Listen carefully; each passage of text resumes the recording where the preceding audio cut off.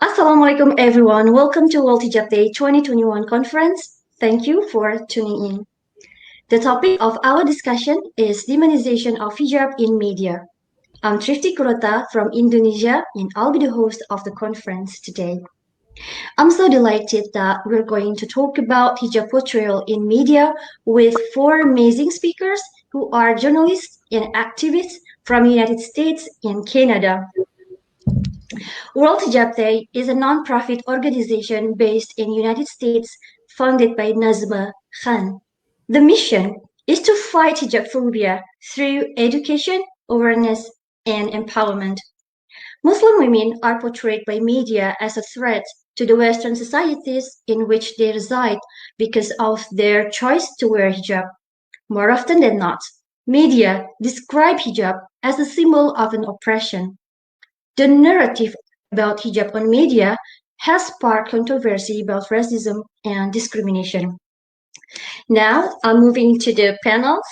So if any one of you want to ask some questions, just leave comments on the comment sections below, and I'll be reading them later at the end of the conference.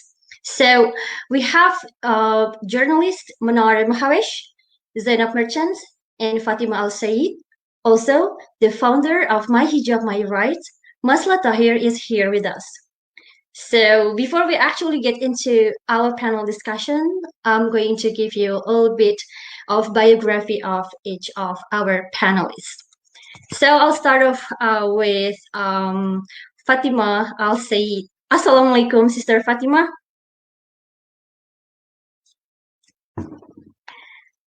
Assalamualaikum, sister. How are you? You're still muted. Maybe you can fix your audio. There we go. Oh, okay. How are you? I'm good. So thank you for being here, Fatima. Thank you so much for inviting me. Yeah, as a journalist in West, Fatima aims to bring more awareness about her community through storytelling. She's currently working as a freelancer and hosting both You Mentor Talk Show and Community Voice Talk Show. Fatima has also founded the Muslim Journalist with Zainab Merchant, who is also here. Their mission is to shed light on the issues within our Muslim community that are often overlooked in mainstream media. So thank you for being here, Sister Fatima. And we also have Zainab Merchant. Assalamualaikum, Zainab. Walaikum salam. How are you all? How are you? Thank you so much for having me on today. Yeah, it's such a pleasure meeting you here.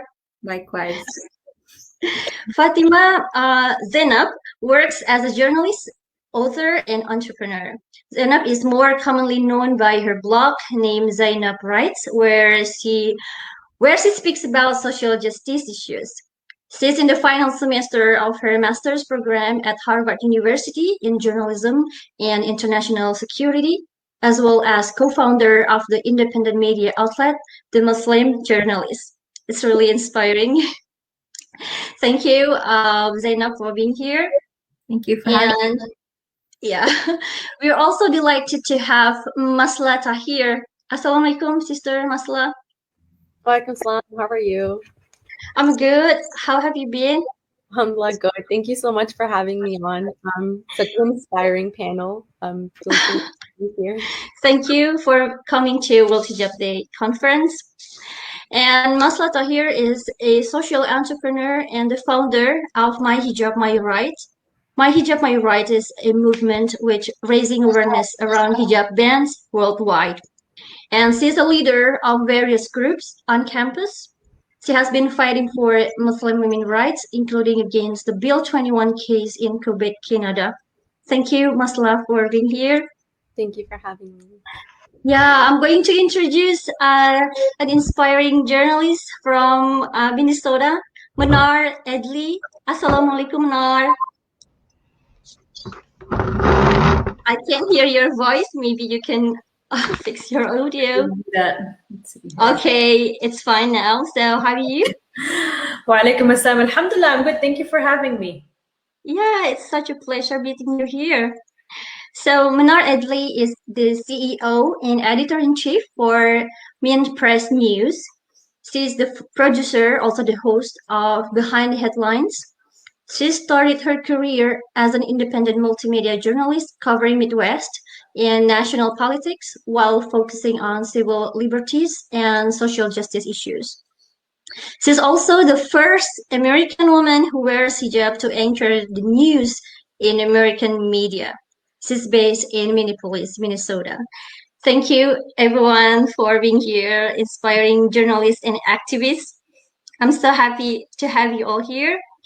And I'm going to have the first question to Mnar Mahavesh. Are you ready? All right. So actually, I'm so curious. Before you began to establish Mintpress News, you worked at a TV station, didn't you? Yes, that's right. Yeah, and later becoming the first American woman who wears hijab to anchor the news in American media. So, what did your coworkers think about your hijab at the time? You know, surprisingly, my coworkers and my employers were very supportive of the fact that I wore hijab. They were not the issue. The real issue came from within the Muslim community, from within my own family, my own parents, and just, you know, aunts and uncles and so forth. You know, as Muslims growing up in a post 9/11 world, we didn't think that, well, not me, but people in the Muslim community, you know, they were really comfortable in kind of sitting on the sidelines within our communities because they were so afraid of this Islamophobia that had overcome the country post 9/11. And so, you know, a lot of people didn't have faith in raising their voices and raising their hands and kind of standing up to these you know, demonizing stereotypes that were being presented within the mainstream corporate media. And just like so many people, I grew up seeing the same images within mainstream corporate media that everybody else saw. I was, you know, I witnessed firsthand the media portraying Muslim women in, you know, the Middle East or within Muslim countries as being oppressed, you know, being controlled by a man and being, you know, prevented from an education. And a lot of these images came from countries that the United States was actively involved in militarily, for example, in countries like Afghanistan, or in some countries like in Africa, like in Somalia, where the war on terror was basically where the US military machine was active. And so I took it upon myself to recognize that this demonization, this caricature of Muslim women was obviously not accurate, because that's not how it was in my family. That's not how it was within the Muslim community that I grew up in. And so I really wanted to break this barrier. And as a Palestinian American who had witnessed firsthand, you know, occupation and, you know, media propaganda towards, you know, Palestinians, I wanted to take it upon myself to stand up to this stereotyping of Muslim women, to show the true face of what Muslim women are, that we are empowered, that we are independent, that we are intelligent, and that we're very much capable of doing anything that other women within other faiths and races and colors and creeds, whatever it is, are capable of doing. And so when I pursued journalism, I was very outspoken within my community that I wanted to become the first American Muslim woman to anchor and report the news within American media. And people within my own family immediately told me, you know, what, are you crazy? Like, no one's gonna hire you. This is America. You know, they hate Muslims. Look at how the media portrays Muslim women. And I said, well, that should give us more of a reason to stand up to these stereotypes, to represent what we truly, truly are. And so the more I heard no, the more I heard, you know, that we can't do this as Muslim women, the more fire it just ignited under my feet. And so that's what really empowered me. And I found courage and I found catharsis in this, you know, deep sadness and a pain within our Muslim community, to empower me to pursue this path within journalism.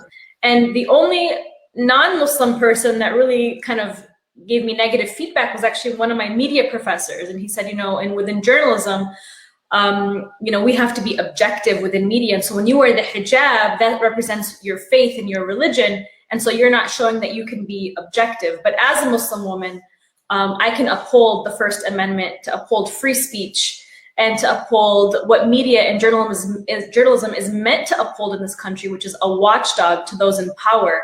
And so that's what I've been doing with my outlet at Mintpress, is to show that, you know, the powers that be have obstructed and have weaponized the whole image and, you know, word of hijab to justify wars abroad that have resulted in massive bloodshed and massive profits to the military machine. And so that has been my aspiration and my goals. Absolutely. Everything you said is right, and thank you for breaking the stereotype. And that's incredible story, actually, Mnar. And now I'm going to ask Zainab. Zainab, you had airport incident few years ago, and the news about being mistreated by the authority recently gone viral again. So have you seen demonization aspect on the news? First of all, thank you so much for having me on here. It's a pleasure. I've supported World Hijab Day since its founding. And just, I remember the campaign so vividly, and it's something that brings immense pride to myself and many Muslim women. So I thank you for having me on here and giving me a platform and helping me meet so many amazing people. Thank you so much. As far as your question, I think, yes, I was very surprised by the second wave of viral news, and that really shows you how social media works. You know, things from long ago will come back and resurface and then go viral as if it happened like today. I was very surprised, and I know that there was no ill intentions behind, you know, going viral. People do get very upset when they see women, a lot of non-Muslims too. You know, I saw many non-Muslims come and become allies to the cause and to that, and they were very upset to see that a Muslim woman had gone through something like that at the airport. But I wish that there was, you know, the wording was done in a way that showed my situation in a different light, because alhamdulillah, like, I was able to fight the injustice, and I was able to emerge victorious from the incident. So, you know, instead of focusing on the negative and putting me out there as a victim, I wish my story was shown more in a positive light, that this is what she did, this is how she overcame it, and many women should, you know, be able to do the same. So have you seen any demonization aspect on all of the news about you? Yeah, there was a lot of like cherry picking. Like I said, the victim showing us in a very victim type of light, that, oh, like, she's so oppressed, she's oppressed by the hijab, and then she's oppressed by the government because of her faith. So there's a lot of oppression type of terminology. They cherry picked my incident where I was, you know, strip searched in the airport closet, and it was just focusing on very vivid visions or versions of the event, which I didn't really like to see. And so I wasn't part of sharing that viral messaging myself, which is interesting because it was about me. So yeah, I do think that there is a certain light shown about us, and I'll get into more of that later with the other questions, but it is interesting to see how media portrays us and what kind of news about us actually does go viral. Yeah, actually, that was a sad story how media portrayed that Muslim women are oppressed. And then I'm going to Canada, to Masla Tahir. Masla, so Bill 21 in Quebec, Canada, actually avoid people from wearing religious symbols such as hijab. So how is it going in Canada right now? Is it getting better? So unfortunately, the legal precedent and the process of battling Bill 21 is going to be a long and hard journey, just because like the legal precedent that was put into place to actually pass Bill 21 in the House of Commons. There are many different legal teams on the ground in Canada working to now battle Bill 21 at the Supreme Court level from a federal perspective. However, it is perspective is going to take at least another 5 years to get rid of Bill 21, for lack of better words. However, on the ground, what we are working to do is change the narrative from English-speaking Canada, and trying to mobilize our community within Ontario in regions outside of Quebec to try to change the framing and the narrative of Bill 21, because the way that it's been classified is, oh, it's a secular bill that is preventing any religious symbols from being worn at a government designated work position, whether that's you're a public school teacher or a lawyer working for the government. You can't wear any religious symbol. And so it's classified as a secular bill. However, if you look at the statistics, it's the majority population that the bill actually is impacting is Muslim women, because there are large groups of Muslim women inside of Quebec who wore the hijab and who are public school teachers. And so in practice, this bill impacts largely Muslim women. And so from an English-speaking Canada perspective, what we're working to do is change that narrative, change that framing, and say that this bill is impacting and infringing on Muslim women's rights, on women's rights. Really trying to help everyone to understand that it's never okay to tell women how they can and cannot dress.